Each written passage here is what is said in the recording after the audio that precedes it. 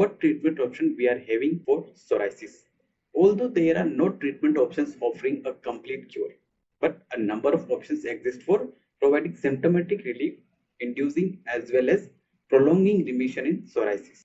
Let's go to the different treatment options in psoriasis.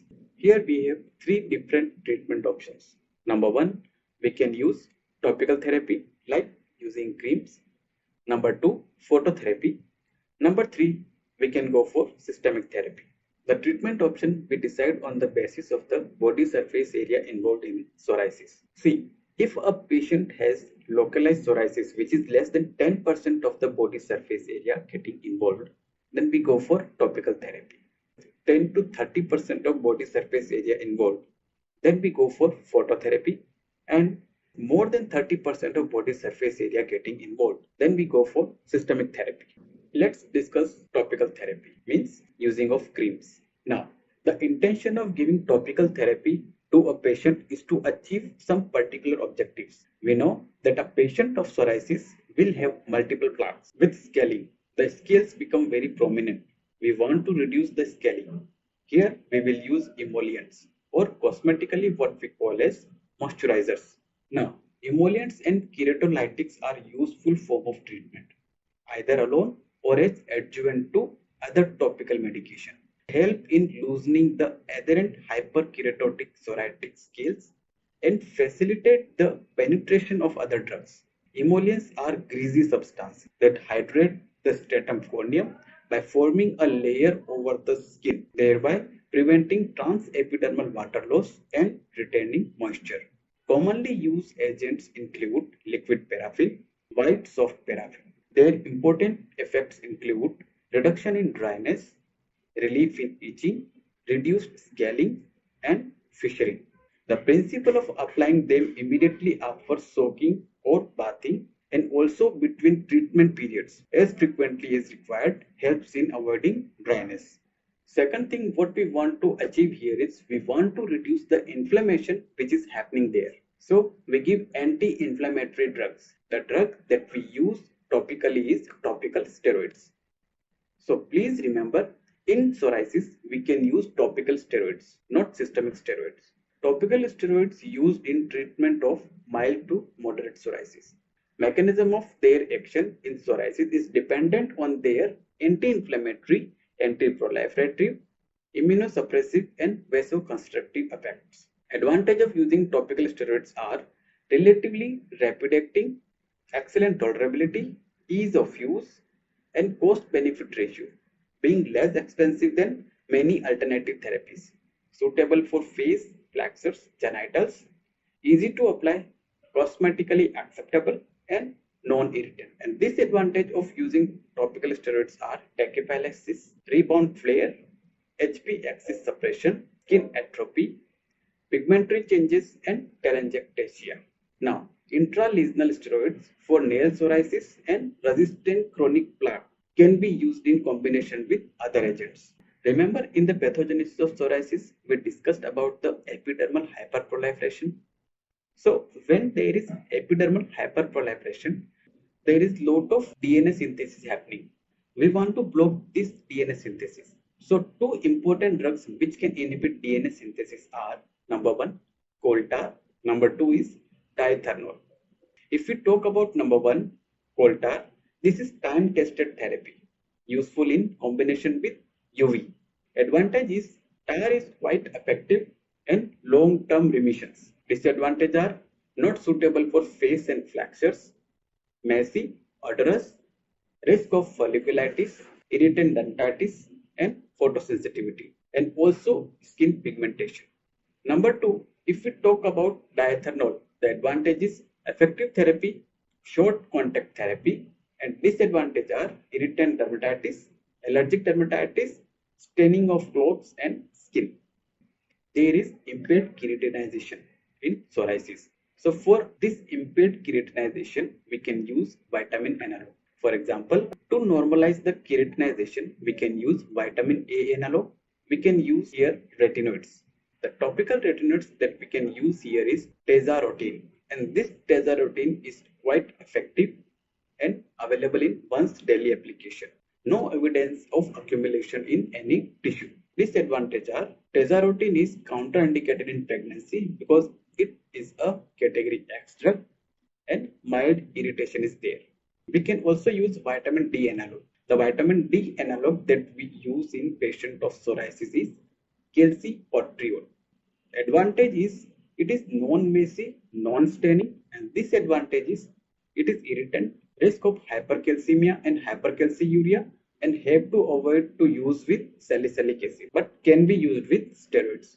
Now, after topical therapy, let's discuss phototherapy. First, the mechanism.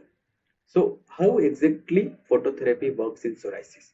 Psoriasis is characterized by increased pro-inflammatory cytokines. Now, what does phototherapy do?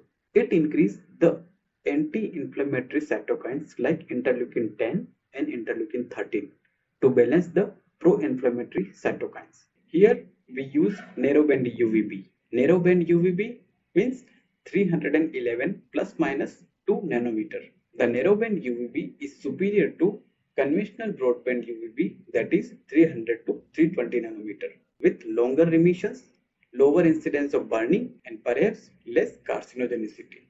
The mechanism of action seems to be the depletion of T cells, particularly those in the epidermis by apoptosis, and a shift from a Th1 to a Th2 immune response in lesion.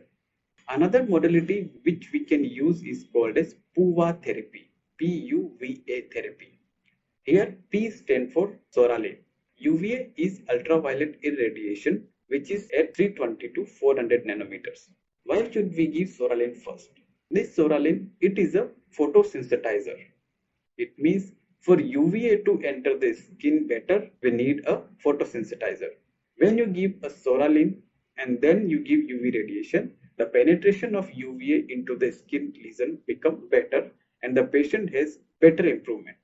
Now, let's talk about two important old regimens in phototherapy. Number one is the Gockerman regimen and number two is Ingram regimen. In Gockerman regimen, we use the drug called as Coltar followed by ultraviolet B radiation.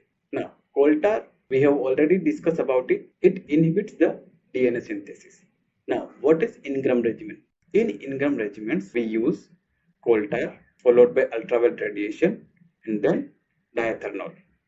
These are the two important regimens which we have been used in the management of psoriasis. Other therapies we can use photodynamic therapy and hyperthermia and sea bathing, that is balanotherapy. Now, next we are going to move on systemic therapy. In systemic therapy, we are going to use following drugs. Number one, methotrexate. Number two, cyclosporine. Number three, acetretin. Number four, apremilast. And number five, which is very rarely used, that is systemic steroid. Start with the first drug, which is methotrexate. What is the mechanism of methotrexate? The mechanism of action of the drug in psoriasis is based on its metabolite effect. It acts as an inhibitor of dihydrofolate reductase enzyme. So, by this, it can inhibit the DNA synthesis. It acts at the level of the S phase of the cell cycle. Now, what is the indication to give methotrexate in psoriasis? Number one, chronic plaque psoriasis. Number two, pustular psoriasis.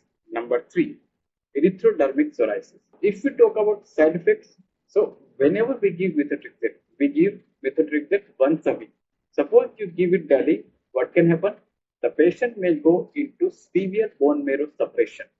The organ which methotrexate target is liver can produce hepatotoxicity, and this drug is also teratogenic. So in no situation it can be given in pregnancy. This is why usually we also give a drug called folic acid when a patient is on methotrexate. The second important drug that we can discuss here is cyclosporine. It is orally active, highly lipophilic, metabolized in the liver by CYP450 enzyme, CYP450 enzyme. Now, what is the mechanism of cyclosporine? It is a calcium urine inhibitor. It is going to decrease the level of interleukin 2. The indication is severe erythrodermic psoriasis and pustular psoriasis. This drug is rapidly acting. When a patient is on cyclosporine, follow-up is very important because the side effects of these drugs are hypertension, nephrotoxicity, and gum hyperplasia. Next, we move on to acitretin. Acitretin is an oral retinoid. It's a vitamin A-like drug. So how do it works? It modulates keratinocytes differentiation. The indication is pustular psoriasis, the first drug of choice. What are the important side effects? Whenever we give acitretin, always remember we have to check for lipid because it can produce hyperlipidemia. It can produce hepatotoxicity also. So we also do LFT when a patient is on acitretin. And most important thing is this drug is teratogenic drug. Next drug is apremilast. Apremilast is a drug which is an phosphodiesterase 4 inhibitor. Phosphodiesterase 4 is responsible for the conversion of cyclic AMP to AMP. If you inhibit phosphodiesterase 4, the cyclic AMP level will increase and then it decreases the pro-inflammatory cytokines. And we already discussed that psoriasis is all about inflammation. This drug is used in moderate to severe chronic plaque psoriasis. There are two important side effects. Number one, headache. Number two, diarrhea. Diarrhea is generally self-limiting, but if it's persistent, then we have to stop the drug. Now, the last is systemic steroid. See, systemic steroid is strictly contraindicated, except the only one condition, that is pustular psoriasis of pregnancy. That means impetigo herpetiformis. So why systemic steroid is a drug of choice here? Because number one, you cannot use acitretin and methotrexate. They are teratogenic. Cyclosporin is very costly drug. Let's discuss what kind of monitoring needs during follow-up when patient is on methotrexate or cyclosporin or hydroxyurea. The baseline tests are complete physical examination, CBC, platelets count, SGOT, SGPT, and serum bilirubin, BUN, and serum creatinine, X-ray chest, creatinine clearance for cyclosporin, HIV in at-risk patients. During follow-up, for first 3 months, every 2 weeks, RBC, WBC, and platelet counts, BU and serum creatinine for cyclosporin, and after 3 months, monthly follow-up, and at every 3 months, CBC and platelet count, SGOT, SGPT, and bilirubin, BUN, serum creatinine, and urine analysis, and creatinine clearance for cyclosporin. Following are the biologics used in psoriasis. Okay, this is the list. You can take a look.